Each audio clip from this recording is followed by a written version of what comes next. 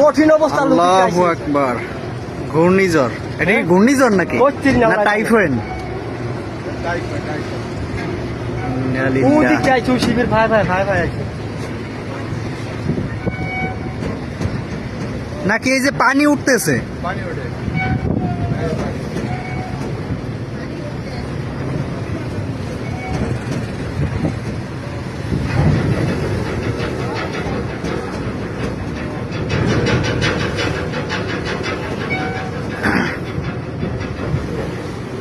কি একটা অবস্থা।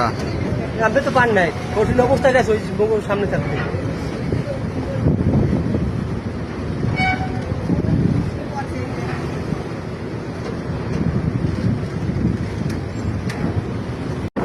আজকে 17 তারিখ।